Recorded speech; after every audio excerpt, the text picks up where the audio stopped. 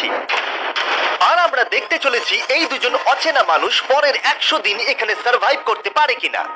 এরা কোনোদিনই একে অপরকে দেখেনি। বেলি, এ হলো সুজি। সুজি, এ হলো বেলি। দেখা করে ভালো হাই, লাগলো। দেখা করে ভালো লাগলো। তোমরা দুজন যদি এখানে পরের 100 দিন সার্ভাইভ করতে পারো, আমি তোমাদেরকে দেবো $500,000, যেটা এই সিন্ধুকে আছে। কিন্তু তোমাদের মধ্যে যে কোনো একজনও যদি 100 দিনের আগে এখান থেকে বেরিয়ে যাও, তাহলে তোমরা দুজনেই কিচ্ছু পাবে না।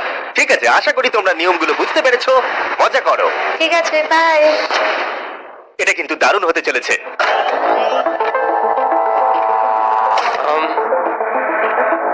হ্যাঁ, মনে হচ্ছে যেন আমরা একটা পাগলা গারদে রয়েছি। আমরা যে জিনিসগুলো রেখেছি সেগুলো ওরা এখন দেখছে। আমরা ওদেরকে 100 দিনের জন্য যথেষ্ট খাবার দিয়েছি, কিন্তু দেখতে গেলে আমরা একই জিনিস অনেক রেখে দিয়েছি।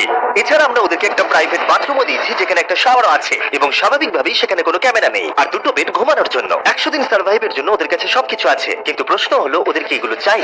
একটা চিরুনি পেয়েছি। আমি কোনোদিনও চিরুনি ইউজ করেছি কিনা মনেই পড়ছে না। খুব ভালো। দেখো ওরা দুজন কিভাবে রুমের দুদিকে দাঁড়িয়ে আছে, বড়ই অদ্ভুত লাগছে। যখন আমি ওদের দুজনের চোখ খুলেছিলাম, তখন ওরা প্রথমবার একে অপরকে দেখেছিল। আমি শুধু ভাবছি এখান থেকে বেরোনোর পর ব্যাপারটা কিরম হবে। ও হ্যাঁ, ঠিক কতখানি ভালো লাগবে। উম, উম, মাত্র 100 বার ঘুমোতে হবে, মাত্র 100টা ঘুম। আর ঘুমিয়ে পড়লে সময় কোথায় কেটে যাবে বোঝাই যাবে না। হুম। আমি তো শুধু সেটার কথাই ভাবছি। সব থেকে ইন্টারেস্টিং বিষয় হলো এই রুমে থাকাকালীন তুমি বুঝতেই পারবে না যে বাইরে এখন দিন না রাত্রি অথবা সময় কি। আর প্রথম রাত্রি সুজি আর বেলি বড় ভুল করে ফেললো মাত্র 2 ঘন্টা ঘুমিয়ে।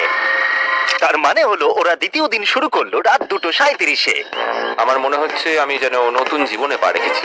আচ্ছা, তুমি কি খাবে? তুমি কি খাবে, বিফ না চিকেন? চিকেন। চিকেনটাই ঠিক আছে। দেখতে তো দারুণ লাগছে। ভালো হয়েছে। যেমনটা আপনারা দেখতে পাচ্ছেন, একটা হোয়াইট কিউবের ভেতরে থাকা বেশ বোরিং।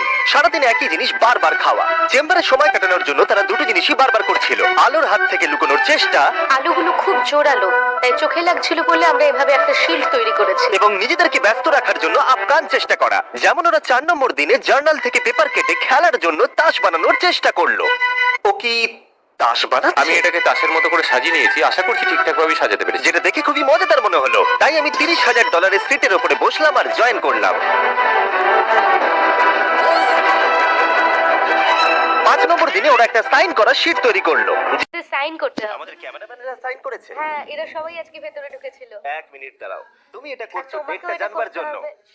আর টাইম না, না, না, আমি ডেটটা না, লিখেছি। হবে না। আমি ডেটটা লিখেছি। বলতেই হবে ওরা অনেকটাই স্মার্ট, কিন্তু 7 নম্বর দিনে উপস্থিত হয়ে জানলা দিয়ে যাই না আমি স্বপ্নে নিজে বানাইছি। স্মার্ট বলে মনে হচ্ছিল না। বেলি পাগল হয়ে গেছে। ও পর্কের ক্যানগুলোকে মারছে। হ্যাঁ, এগুলো মনে হচ্ছে না আর আমরা খাবো বলে। এখনো 5টা থ্রো, কিন্তু আমার একটা চাই। আমি করতে পেরেছি ভাই। এটা দেখে আমি অবাক হয়ে যাচ্ছিলাম যে এই চ্যালেঞ্জের মাত্র 9 দিন হয়েছে আর ওরা এতটাই বড় হয়েছে যে রেড লাইন ক্রস করবার কথা ভাবছিল। যদি ওরা ক্রস করে ফেলে তাহলে প্রাইজ মানির সবটুকু ওরা হেরে যাবে। আর এটা হলো 10 নম্বর দিন। কেমন আছো নোলান? ভালো। আর আমার কাছে ওদের জন্য একটা দারুণ অফার আছে। সেটা কি? আপনারা দেখতে পাচ্ছেন আমি $5 লাখ প্রাইজ মানিটাকে ভাগ করে 2.5 লাখ ওর